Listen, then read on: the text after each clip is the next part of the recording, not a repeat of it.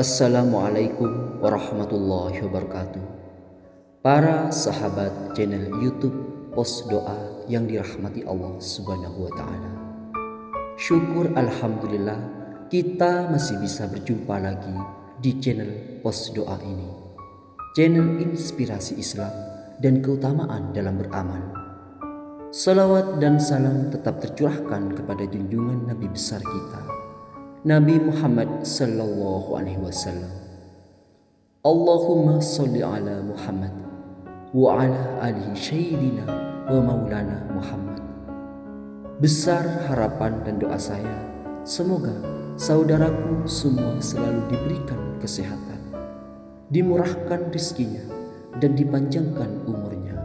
Amin, amin ya rabbal alamin.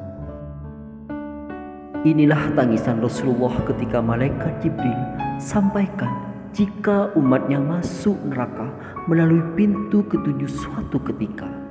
Nabi Muhammad SAW didatangi oleh malaikat Jibril yang akan menurunkan wahyu dari Allah Subhanahu wa taala mengenai neraka dan pintu-pintunya.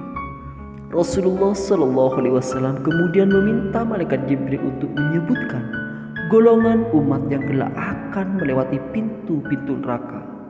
Wahai Jibril, siapakah yang akan menempati pintu pertama? Tanya Rasulullah SAW. Pintu pertama dinamakan Hawiyah, yang diperuntukkan bagi kaum munafik dan kafir. Jawab malaikat Jibril. Mendengar jawaban itu membuat Rasulullah SAW sangat sedih.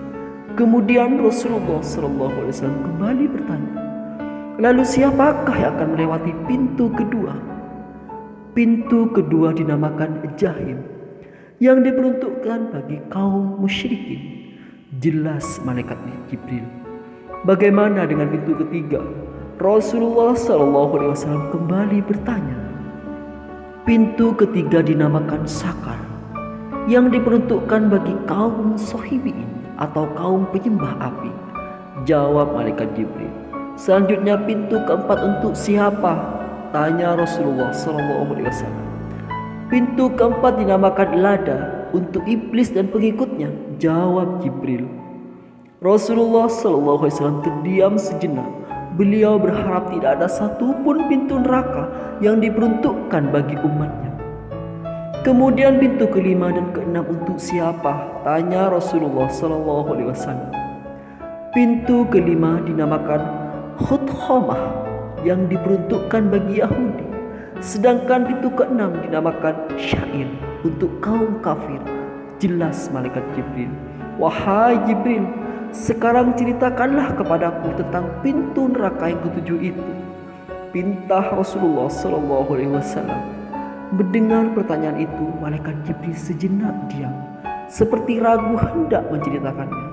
Akan tetapi karena Rasulullah SAW terus mendesaknya, maka malaikat Jibril tak kuasa menolaknya.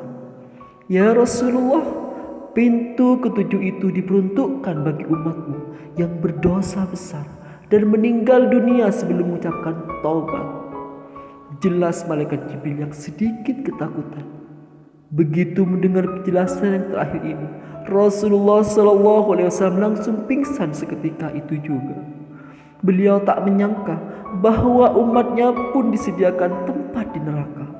Setelah sadar dari pingsannya, Rasulullah SAW masih tampak sedih sekali. Beliau tidak dapat menahan air mata, matanya yang mengalir begitu deras. Wahai Jibril, aku sangat sedih sekali mendengar penjelasanmu. Apakah ada untukku nanti yang akan masuk ke pintu ketujuh itu? Tanya Rasulullah dengan kesedihan yang mendalam. Ternyata malaikat Jibril mengangguk, yang berarti memang ada dari umat Nabi Muhammad yang masuk ke neraka melalui pintu ketujuh. Namun hanya umat Nabi Muhammad SAW yang melakukan dosa besar dan mati sebelum bertobat saja yang akan melewati pintu ketujuh itu. Selang beberapa hari setelah kedatangan malaikat Jibril itu, Rasulullah tidak berbicara dengan orang lain. Beliau hanya mengurung diri di rumahnya. Beliau hanya keluar rumah kalau ke masjid ketika tiba waktu sholat. Setelah sholat beliau kembali mengurung diri di rumah. Para sahabat yang melihatnya pun juga turut sedih dan meneteskan air mata. Mereka kemudian berkunjung ke rumah Rasulullah SAW dan menanyakan perihal perasaan sedih yang dialami. "Ya Rasulullah, mengapa engkau tampak sedih sekali?" tanya salah seorang sahabat. "Wahai sahabatku, sesungguhnya Jibril telah datang kepadaku dan menyampaikan waktu tentang neraka yang memiliki 7 pintu untuk Rasulullah SAW.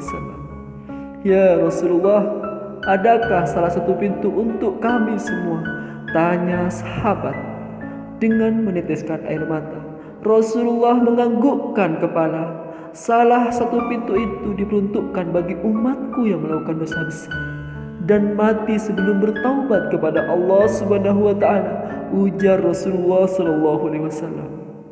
Setelah sejenak terdiam, Rasulullah SAW menyebutkan penuturannya. "Oleh karena itu, janganlah sekali-kali terpengaruh oleh tipu daya iblis, karena ia adalah musuh yang nyata yang akan menjerumuskan ke neraka." Lanjut Rasulullah SAW kepada para sahabatnya. Baik sahabat beriman yang dirahmati Allah Subhanahu wa taala, demikian yang bisa saya bagikan pada hari ini. Jika dirasa video ini bermanfaat, silahkan bagikan ilmu ini kepada kerabat, saudara, dan teman Anda semua, agar mereka juga dapat merasakan manfaatnya. Semoga video ini menjadi wasilah dan bermanfaat bagi kita semua. Saya akhiri, wassalamualaikum warahmatullahi wabarakatuh.